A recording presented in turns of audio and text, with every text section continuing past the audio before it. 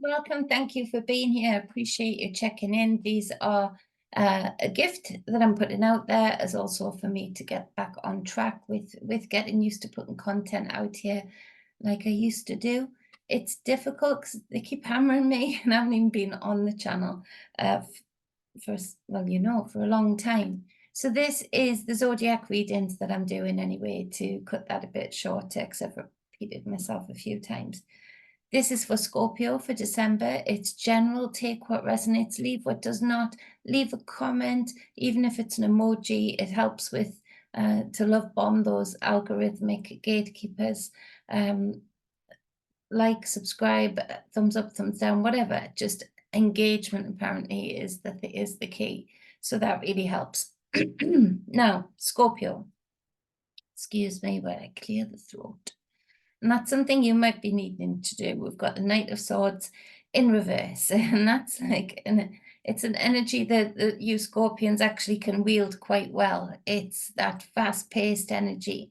But often initially maybe looking at things from the upside down perspective. And you're very good at flipping that also. But I've known a lot of Scorpions that go in with this energy first, then flip it up. And they're very good at reflecting and backtracking where needed to be, or going forward still where they see that they need to. So the Knight of Swords in reverse makes me giggle a little bit inside for Scorpio, because it is an energy that you keep engaging in and you're good at it, and sometimes that force is needed. But it may mean that once again you need to retreat to the dark place, in that there's an impulsiveness here, and because it's swords, it reflects in your words, it reflects in your thought patterns, it reflects in your consciousness, your subconscious. And so this impulsiveness to go at something, to either break down something or build something up, be very careful of being too hasty with what words you put out there. Be very precise and very concise. Be poetic, as you're so good at doing, by the words that you put out there, and going forward from that, the thoughts that you have behind those words. There would be real guidance with this card. If we're looking at it in the reverse, it's wild. It is in a full gallop and is going with his sword ahead of him. And so your words might be ahead of your thoughts sometimes, saying things that you actually don't mean, or saying them in a very abrasive manner maybe. But also speaking to yourself, in that Scorpio seems like a very honest sign to me. They're very much who they are. And they have this wild side for me. It's just my experience of the Scorpios that I've loved, and the different characters that I've gotten to know them in. And you betray yourself the most, or one of the big betrayals that I feel Scorpio feels is when they feel they haven't honored their own word. And so this impulsiveness to put words out there, but your thoughts aren't matching your words, that balance isn't comfortable for Scorpio. Scorpio likes to be authentic. It likes to be direct. It likes to be able to recall events without having to even recall word for word events, just knowing themselves, knowing that whatever they said, it was directed, it was with intent, it was thought through. So this card being in reverse does speak to that for me, that you might be doing that too much, and that's actually, it's like your body, your spirit, your consciousness does not like that. It doesn't like you doing that to yourself. So it might be, excuse me, good to wrap that up and really be very, very, very intentful, very, very precise and concise with the thoughts that you're having. And if those thoughts are thoughts that maybe you shouldn't be putting out there in words so quickly, if you can't marry up those thoughts to the words and those frequencies matching, which is where you are in your happy space, where you're authentic, then don't say them at all. Keep them, keep processing them until you get that balance right. Then release them. Because the force and the power that you're releasing them with, you want it to be clear and concise. You want it to do what you plan for it to do, or you will it to do. because it's going to do it. There's a power here. Now, the Tower card comes up in the middle, the major arcana, the Tower. And this speaks of, and another sign got this.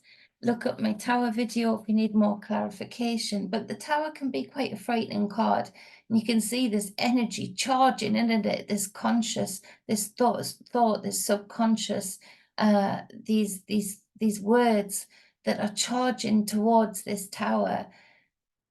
With the ego, that crown is of the ego, that unnecessary topper on top of your tower that actually might have looked pretty, might have felt good for some time, but it was actually putting a lid on your abilities of the thought sphere, of the actions through thoughts and words being taken out sphere, the ability that you have to do that so well. It's actually, although as pretty as it is, as gold a crown as it is, it's limiting. So where it might feel quite sharp and brutal with this lightning and this sword coming from the other side, uh, attacking from both sides, it's actually clearing the way for you to be able to think more expansively with more clarity, and find a real purpose in that going forward. It looks like everything's going to hell in a handbasket, but the Tower card comes in when there's a necessary need to let go of the extras, to let go of the things that actually don't reflect you, your being, the things, the frequencies that you hold, the aspiring frequencies and changes that you have in mind, your past frequencies and changes. The Tower is left standing strong, especially when you can lean into this energy. But it does speak to this Knight of Swords being kept in check, because some of those thoughts that you're having towards this Tower moment are actually so constructive that they're aiding the letting go of ego that didn't serve you, that was actually limiting the potentials.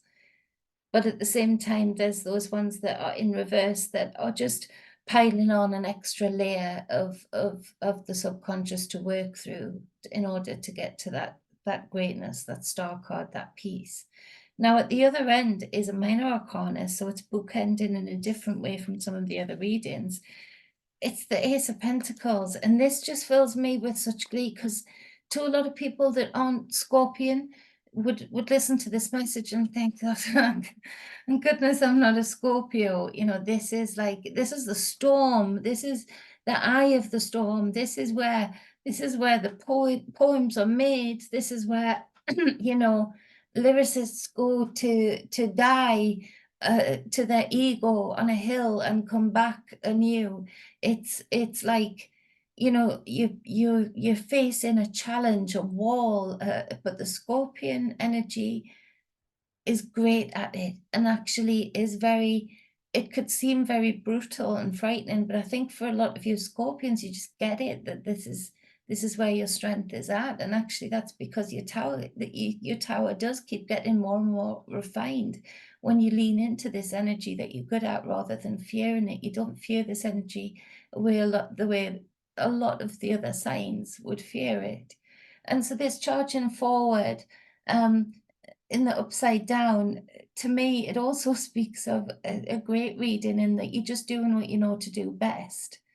And with that, this emerges this gift from the cosmos, that again, that crown's been knocked off, that topper that was keeping that energy in, that consciousness in, the expansiveness and potentials in. It releases a new value that you feel, that you attract in from the cosmos. You're not even attempting to direct it and attract it in from just one thing. Just all of a sudden you come out, you're in balance, you've made a choice, you've let go, you've held on, you've evaluated, and you've cleared out that tower, and this gold emerges that is useful, this pentacle, the things that you can feel, touch, see, buy, create safety with, create abundance with.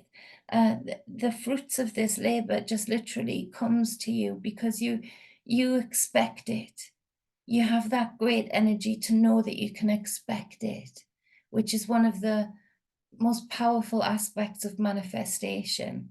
And when you've cleared out the tower and come out the other end to this Ace of Pentacles, you know, it's the fields of gold type energy. It's the never-ending abundance and the ability to tap into that when you do this ritual clearing out. And when some people clear out with sage and incense, scorpions go in there with swords and bats into the subconscious and just like, you know, not even aggressively, methodically, and sometimes I think a bit comically, in the way that they're a little bit action-like figure, the way they go in there and just shake things up and see where it lands and get interested about where it lands.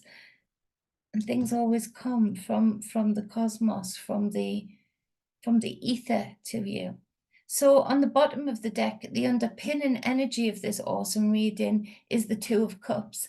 Now, this would speak to coming into this balance, coming into this emotional balance again, going through that tower energy in a very aggressive Knight of Swords way into this balance where there is the divine feminine and divine masculine balanced within, but also creating such a divine balance and divine companionship with another, another that you can respect, with another that can champion you through these energies, knowing you sometimes better than yourself, that you'll come through. And you always seem to come through with an abundance of knowledge or wisdom or resources. And so this is an awesome reading, Scorpios, and thank you for just knowing yourself so well and not being afraid of self, which is one of the superpowers that we can all wish to attain and attain. So we appreciate you, Scorpio. Much love, balance, and wholeness as always. Mwah.